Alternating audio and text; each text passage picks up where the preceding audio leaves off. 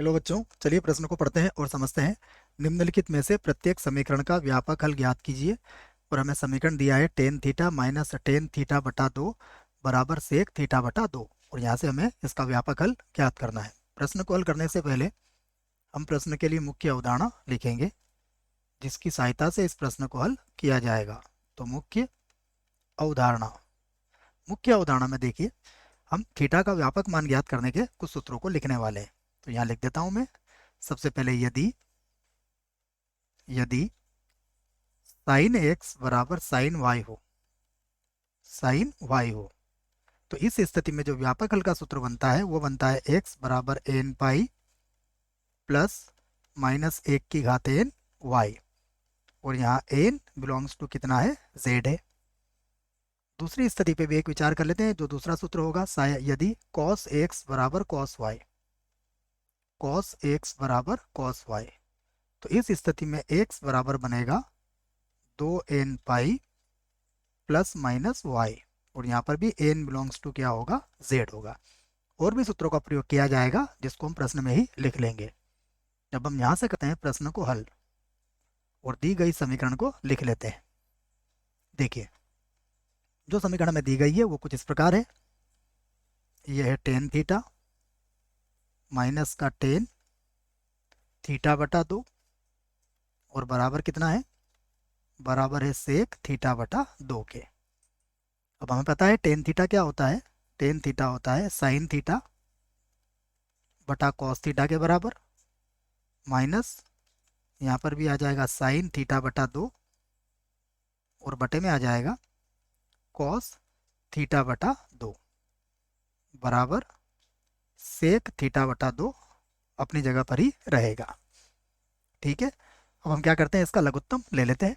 तो इसका लघुत्तम क्या बनेगा, कॉस थीटा और कॉस थीटा बटा दो, ये इसका लघुत्तम हो जाएगा। तो यहाँ से हम इसको इस प्रकार लिख लेते हैं। ये होगा हमारे पास, देखिए, साइन थीटा, उसके बाद हो जाएगा कॉस थीटा बटा दो माइनस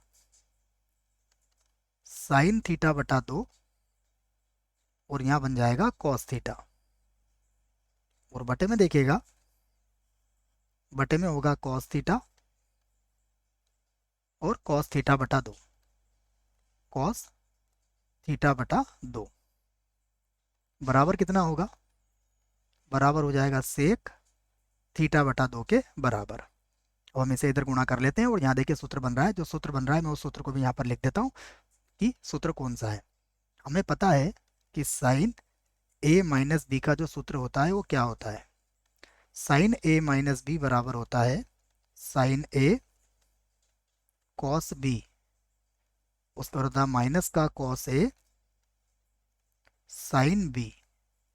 ये सूत्र होता है साइन ए माइनस बी का। तो इसे देखिए, ये ए हो जाएगा और ये बी हो जाएगा, तो साइन ए कॉस बी और कॉस ए साइन बी। तो ये साइन ए माइनस बी का सूत्र आपके सामने बन रहा है। तो मैं लिख देता हूँ इसको साइन ए माइनस बी। यहाँ से लिख देते हैं इसको साइन ए माइनस बी, अर्थात थीटा माइनस थीटा बटा दो, बराबर यहाँ पर कितना है, देखिए यहाँ पर है सेक सेक थीटा बटा दो, और इधर जब ये गुणा होंगे तो क्या आ जाएगा, कॉस थीटा गुणा कॉस थीटा बटा दो। यहाँ हो जाएगा कॉस थीटा, और यहाँ पर हो जाएगा कॉस थीटा बटा दो। ठीक है। तो यहाँ पर आप देख सकते हैं कि सेक थीटा से कॉस थीटा कट जाएगा। क्यों कट जाएगा, क्योंकि हमें पता है कि यहाँ पर कॉस थीटा बटा दो ये बच्चों जीरो के बराबर नहीं हो सकता है। ये जीरो के बराबर क्यों नहीं होगा, इसको यहाँ से समझिएगा आप। यदि ये जीरो के बराबर हुआ तो फिर ये परिभाषित नहीं हो पाएगा। देखिए टेन थीटा बटा दो, ठीक है, कॉस थीटा बटा दो अगर जीरो के बराबर हुआ तो ये तो अनंत हो जाएगा, तो फिर ये समीकरण हमारी परिभाषित नहीं होगी। इसलिए कॉस थीटा बटा दो का मान कभी भी जीरो के बराबर नहीं हो सकता है। इसलिए हम क्या कर सकते हैं, इन दोनों को तो काट सकते हैं। अब जो बचा है मैं उसे लिख लेता हूँ। यहाँ पर है हमारे पास साइन थीटा बटा दो, साइन थीटा बटा दो, और बराबर ये हो गया हमारे पास कॉस थीटा। अब हम चाहें तो कॉस थीटा को साइन में बदल सकते हैं, या फिर साइन थीटा को कॉस में बदल सकते हैं। दोनों पर विचार कर सकते हैं हम। देखिए, तो यहाँ पर लिख लेता हूँ मैं कॉस थीटा बराबर ये हो जाएगा हमारे पास साइन पाई बटा 2 माइनस थीटा के बराबर। ठीक है, इसको कॉस में बदल देते हैं बच्चों, कॉस के बराबर होगा ये, क्योंकि कॉस 90 माइनस थीटा क्या होता है, साइन थीटा के बराबर होता है। तो यहाँ पर लिख दिया मैंने कॉस। ठीक है, तो हमने मुख्य उदाहरण में जो सूत्र लिखा था हम नीचे वाले सूत्र का प्रयोग कर लेंगे ना, साइन में भी आप बदल के इसको हल कर सकते हो। तो यहाँ पर अब हम इसका व्यापक हल ज्ञात कर सकते हैं। देखो कॉस थीटा बराबर हो गया कॉस 90 माइनस थीटा, तो यहाँ से लिख देता हूँ मैं इसका व्यापक हल, व्यापक हल। ठीक है ना, ये थीटा बटा 2 था बच्चों। सूत्र भी मैं लिख देता हूँ कि हम जानते हैं साइन थीटा जो होता है ये किसके बराबर होता है, ये बराबर होता है कॉस पाई बटा 2 माइनस थीटा के। ठीक है, उस आधार पर ही इसको लिखा गया है पाई बटा 2 माइनस थीटा बटा 2।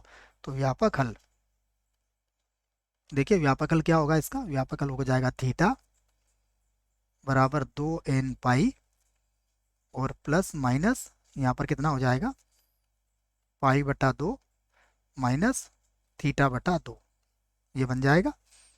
अब हमें इसमें प्लस और माइनस लेके 2 बार इसको हल करना पड़ेगा।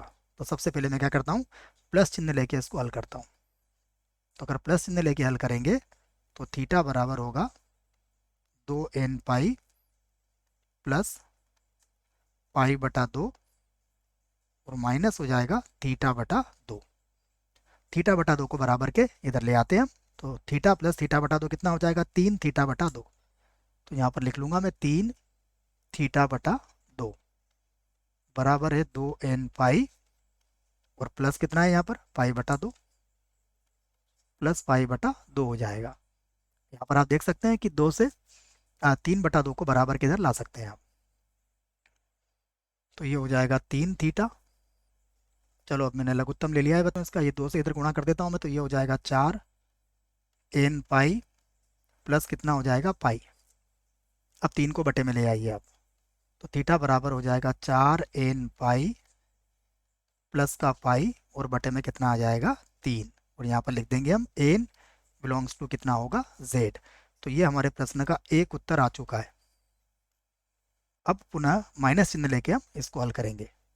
तो माइनस चिन्ह का प्रयोग कर लेते हैं, तो ये हो जाएगा माइनस चिन्ह का जब प्रयोग करेंगे तो ये होगा थीटा बराबर 2n पाई, यहाँ हो जाएगा माइनस, तो ये माइनस पाई बटा 2 हो जाएगा और प्लस का थीटा बटा 2 हो जाएगा। ठीक है, ये हो जाएगा माइनस का पाई बटा 2 प्लस का हो जाएगा थीटा बटा 2। थीटा बटा 2 को बराबर किधर ले आते हैं, तो ये हो जाएगा हमारे पास थीटा माइनस थीटा बटा 2 अर्थात थीटा बटा 2 ही मिलेगा, बराबर हो जाएगा 2n पाई माइनस पाई बटा 2।